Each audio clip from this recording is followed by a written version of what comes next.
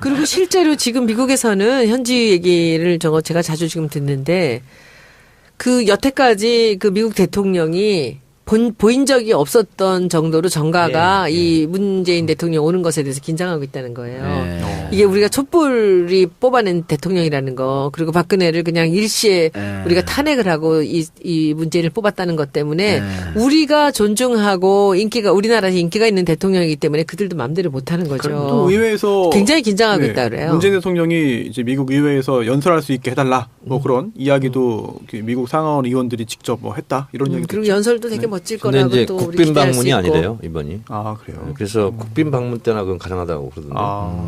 국빈 방문이 아니래요? 네, 이번에는 국빈 방문이 아니랍니다. 근데 뭐 미국은 워낙 정보력이 뛰어나서 박근혜 때 실질적 대통령은 박근혜가 아니었다는 걸 알지 않았을까 미국은 원래부터. 그래서 이번에는 문 대통령한테 잘할지도 모른다는 생각이 드는데 정 의원이 서희 얘기를 했으니까 11차례 했습니다. 아 부시랑 골프 치고 그때. 뭐 그랬습니다. 그리고 김대중 대통령은 10차례 했고요. 노무현 대통령은 9차례 이렇게 했는데요. 이제 문재인 대통령도 집권 5년 동안 미국하고 한 10번 정도 만나지 않을까 그런 생각을 하고 있습니다. 트럼프랑 제일 많이 만나겠죠. 네. 근데 이 정상회담을 통해서 실제로 막혔던 문제를 풀기도 하고 더 꼬이기도 합니다. 한미 정상회담이 첫 번째로 열렸던 것은 2차 세계대전의 영웅이라는 아이젠하워 미국 대통령이 1952년 7월 한국을 방문합니다. 그래서 이승만 대통령과 정상회담을 하고 우위를 다지죠. 휴전 전이네요. 그럼. 그래서 휴전 전입니다. 전시 때 방문했습니다. 그래서 아이젠하워가 그때 우리를 방문했던 것은 아마 전쟁 중에 그런 일이 있었기 때문에 엄청난 유엔군이나 한국군의 사기를 진작시키지 않았을까. 그런 생각을 하고 있고요. 그리고 우리는 좀 비판적으로 보지만 어쨌든 박정희 대통령이 서독으로 간 광부 간호사들을 위로하러 간 적이 있습니다. 그래서 독일의 정상들과 정상회담도 했지만 실제로 교포들에게도 굉장히 위안이 되고 도움이 되기도 합니다. 전두환 전 대통령이 어쨌든 미국에 가서 교포들한테 환영을 받았다 이런 뉴스를 계속 내보내는 것은 이런 정상회담을 통해서 취약한 자기의 정통성 있는 것을 또 반가이 하는 경우도 또 반가이? 반가이가 뭡니까? 전문 용어예요. 전문 용어입니다. 만회? 네. 그런데 오랜만에 듣는데. 실제로 한미 정상회담은 뭐 양국의 힘 때문에 상당 우리가 끌려다니고 뭐 이런 경우가 있었는데 실제로 우리가 큰 소리를 내면서 이렇게 대접받았던 정상회담이 딱 한 차례 있었다면 그게 바로 이제 박정희 대통령입니다. 그게 뭐냐면 베트남 참전. 오 정확하시네요. 베트남 참전을 부탁을 할 수밖에 없었던 미국의 입장에서 그러면 내가 한번 미국에 가줄게. 박정희 대통령이 이렇게 나왔을 때 미국에서 전용기까지 내준 그런 일도 있었습니다. 이번에도 뭐 경비를 다 미국에서 된다면서요? 뭐 그건 모르겠어요. 근데 이제 박근혜 때는 박정희가 근데 그 직전에 대통령이 아닐 때 미국을 또 갔었거든요. 국가재건 회의 쿠데타 이후에 국가재건 최고위 의장 때 가서는 뭐냐면 나 인정해줘 이렇게 이제 눈도장 받으려고 이제 가기도. 그때는 푸대접 받았죠. 그렇죠. 네, 그렇게 그런 일이 있습니다. 그래서 실제로 꼬여 있는 남북 관계라든가 여러 가지 문제를 실제로 풀 수 있는 가장 획기적인 계기는 역시 정상회담입니다. 그런데 이제 정상회담은 가서 단판을 짓는다고 이렇게 생각하시는데 실제로는 내부적으로는 80~90%는 조율을 해서 마지막 뭐 꼭지를 딴다거나 이런 거 같은 경우는 현장에서 할 수도 있겠는데 이번 문재인 대통령의 첫 방미 외교가 성공적으로 이루어졌으면 좋겠는데 백악관 화력 만찬이라든가 이렇게 정상회담을 하는 거 멘트 하나하나는 다 기록이 되고 다 보도가 되잖아요. 그래서 그런 부분도 문재인 대통령이 잘 해주셨으면 좋겠어요. 왜냐하면 우리 국민들의 자존심, 당당한 외교, 국익을 추구하는 외교 이런 부분에서도 성공을 거두시고 돌아오셨으면 좋겠습니다. 그런데 그 정 의원께서 미리 정상회담 조율한다 얘기하셨잖아요. 네. 그러니까 지금 아마 청와대에서는 사드나 한미 FTA를 주요 우제로 삼지 않겠다는 입장인 것 같아요. 그리고 이제 정상회담 할 때도 이 얘기를 안 할 것 같은데 트럼프 대통령이 스타일상 돌발적으로 갑자기 이 얘기를 꺼낼 수도 있잖아요. 이럴 때는 어떻게 대처해야 되나요? 트럼프 대통령은 사실은 거래의 대가 아닙니까? 그렇죠. 가만히 생각해 보세요. 그런 책도 썼어요. 트럼프가 당선되고 대통령 취임 전에 아베가 달려갔습니다. 아베가요 얼마 선물 보따리 갖고 왔는지 아세요? 505주를 갖고 왔습니다. 미국 제품 구매하겠다. 힐러리 밀다가 그렇게 돼가지고 더 2배로 갖고 간 거니까. 네, 그렇습니다. 그리고 사우디아라비아도요. 1,000억은 무기를 구매하겠다. 그 포함해서 3,000억 우리가 미국 제품 사겠다.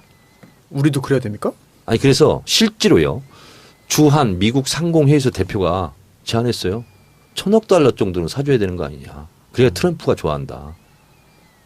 그러니까 트럼프는 이거예요. 지금 러스트벨트에서 지금 성공했지 않습니까? 그리고 미국 경제에 가시적으로 뭔가 좀 마중물이라든가 이런 걸 부어야 돼요. 그래서 트럼프를 제가 가만히 생각해 봤을 때 그런 실리 외교 이거를 자기가 자랑질할 수 있는 이런 것을 내가 따냈다 할 수 있는 것을 노릴 가능성이 대단히 높습니다. 저는 제가 예측했을 때 물론 이건 청와대에서 지금 준비팀에 다 대비를 했을 거예요. 아니, 주한 미국 상공회의소 대표가 그 정도 얘기했다니까 한 1,000억 달러 정도는 써야 되는 거 아니냐 이번에 미국 가서 그런 말을 할 정도예요 공개적으로. 그래서 트럼프는 다른 거 없고 내가 이번 한미 정상회담을 통해서 이만큼 돈을 벌었다. 쉽게 얘기해서 이거를 자랑하고 싶을 겁니다. 근데 이거에 대해 덥석 물면 안 되고 저는 그래서 오히려 트럼프의 충동적이고 돌출적인 성격상 립 서비스를 칭찬을 무지하게 해줬으면 좋겠다.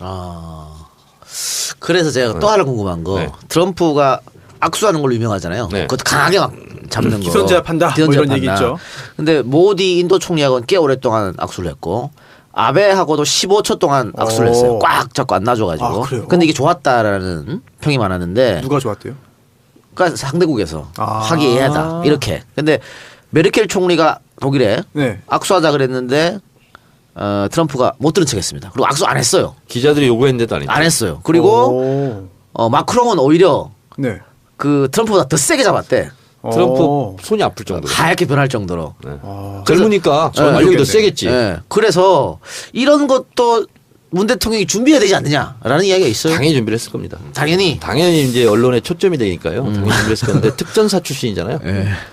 제가 이제 이 대목에서 여러분들한테 조금 도움이 되는 말씀을 이제 몇 개 해드릴게요.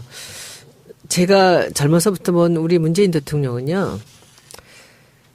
제가 아는 사람들 중에서 가장 말이 없는 사람이에요. 그리고 가장 귀가 두꺼운 사람이에요. 남의 말을 잘 듣지 않습니다.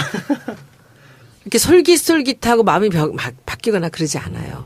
그러니까 저는 강경화 장관한테 이렇게 굉장히 신임을 하고 했던 이유도 외교와 안보는 대통령이 하는 거라는 그 믿음을 자기가 갖고 있고 소신이 굉장히 뚜렷하기 때문에 이 장관이 대통령을 도와주는 어떤 역할을 하는 거라는 생각을 하는 거죠. 그래서 굉장히 권위적이고 이런 사람들보다는 옆에서 자기를 잘 보필해 줄 사람을 원했던 게 아닌가라는 생각을 했거든요.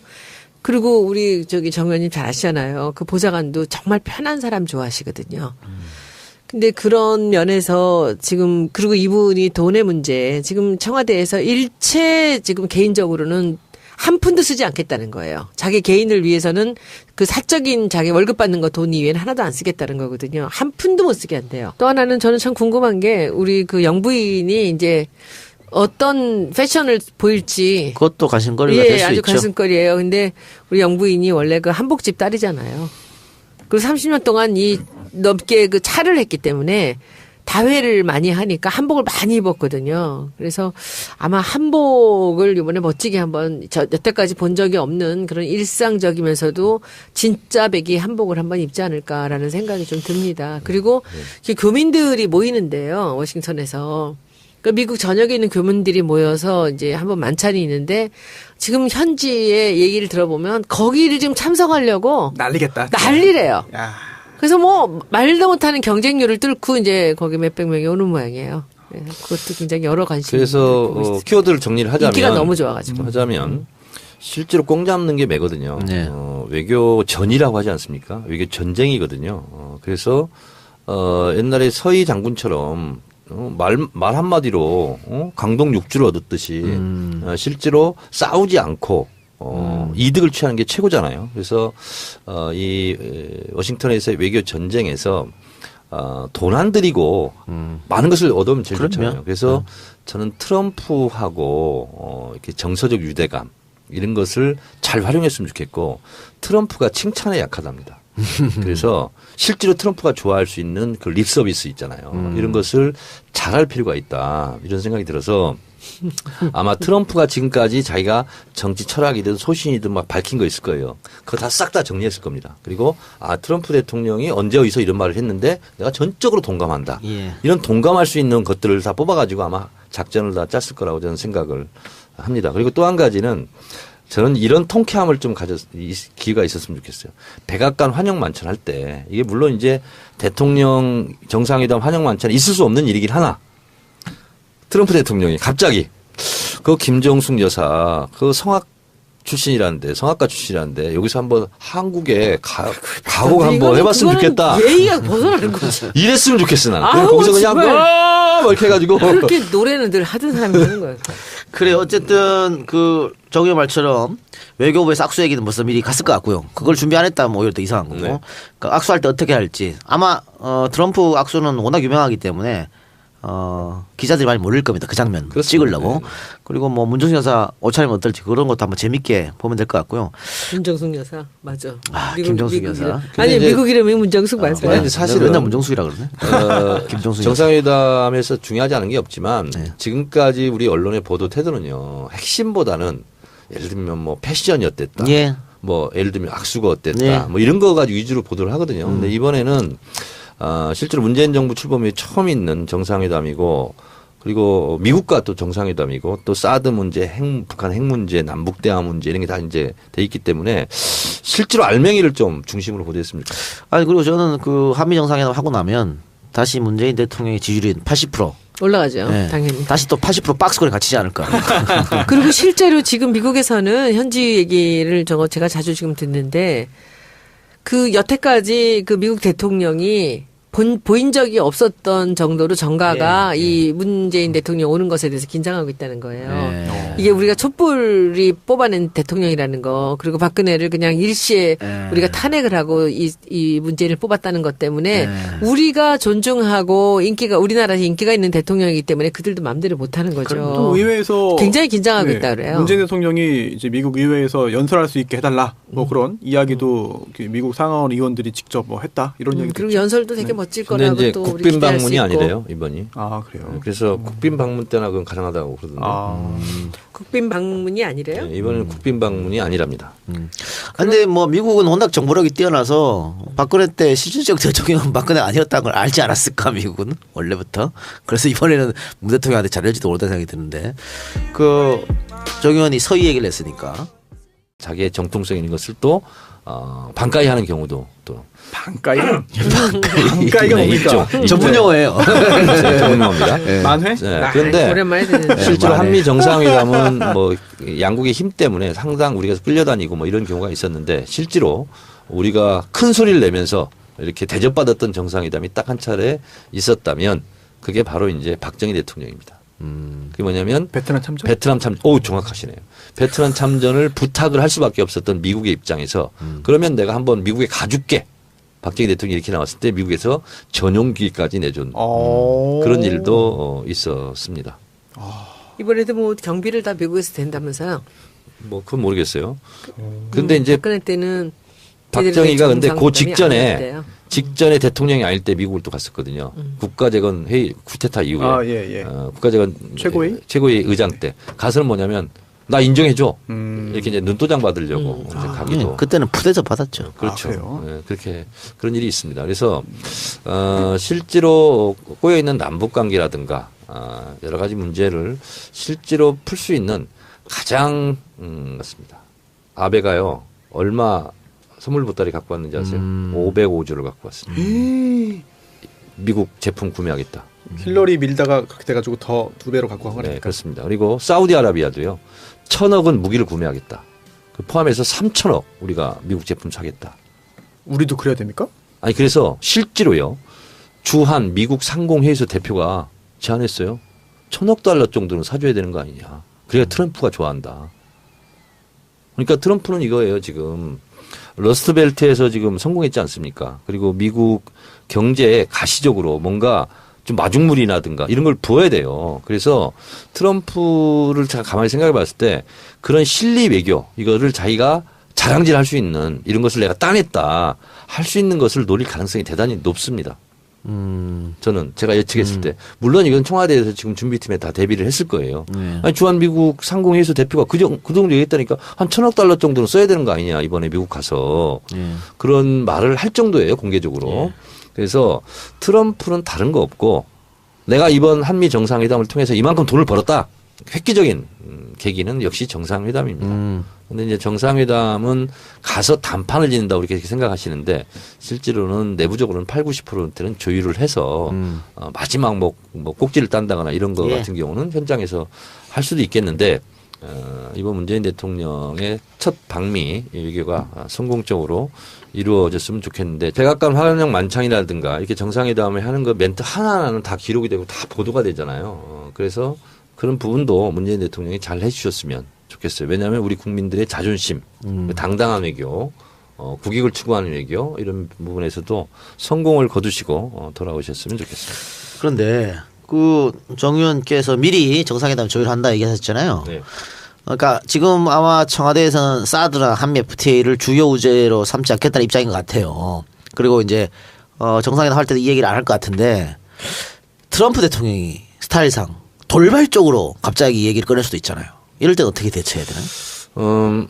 트럼프 대통령은 사실은 거래의 대가 아닙니까? 그렇죠. 가만히 생각해 보세요. 그런 책도 썼어요. 트럼프가 당선되고 대통령 취임 전에 아베가 달려갔다. 그리고 실제로 지금 미국에서는 현지 얘기를 제가 자주 지금 듣는데 그 여태까지 그 미국 대통령이 보인 적이 없었던 정도로 정가가 이 문재인 대통령 오는 것에 대해서 긴장하고 있다는 거예요. 이게 우리가 촛불이 뽑아낸 대통령이라는 거, 그리고 박근혜를 그냥 일시에 우리가 탄핵을 하고 이 문재인을 뽑았다는 것 때문에 우리가 존중하고 우리나라에서 인기가 있는 대통령이기 때문에 그들도 마음대로 못하는 거죠. 또 의회에서 굉장히 긴장하고 있다 그래요. 문재인 대통령이 이제 미국 의회에서 연설할 수 있게 해달라 뭐 그런 이야기도 미국 상하원 의원들이 직접 뭐 했다 이런 얘기도 그리고 있죠. 연설도 되게 멋질 근데 거라고 이제 또 우리 국빈 기대할 수 방문이 있고. 아니래요 이번이. 아 그래요. 그래서 국빈 방문 때나 그건 가능하다고 그러던데.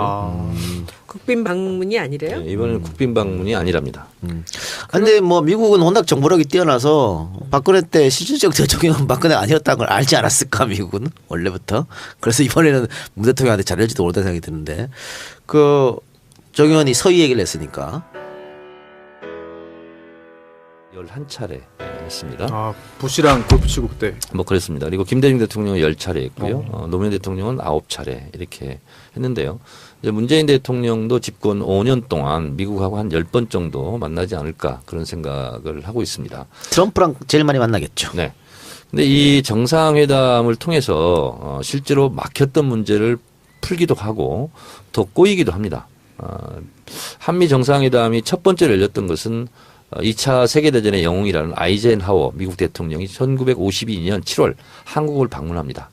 그래서 이승만 대통령과 정상회담을 하고 우위를 다지죠. 휴전 전이네요. 그럼. 그래서 휴전 전입니다. 전쟁 중에. 전시 때 방문했습니다. 그래서 아이젠하워가 그때 우리를 방문했던 것은 아마 전쟁 중에 그런 일이 있었기 때문에 엄청난 유엔군이나 한국군의 사기를 진작시키지 않았을까. 그런 생각을 하고 있고요. 그리고 우리는 좀 비판적으로 보지만 어쨌든 박정희 대통령이 서독으로 간 광부 간호사들을 위로하러 간 적이 있습니다. 그래서 독일의 정상들과 정상회담도 했지만 실제로 교포들에게도 굉장히 위안이 되고 도움이 되기도 합니다. 전두환 전 대통령이 어쨌든 미국에 가서 교포들한테 환영을 받았다 이런 뉴스를 계속 내보내는 것은 이런 정상회담을 통해서 취약한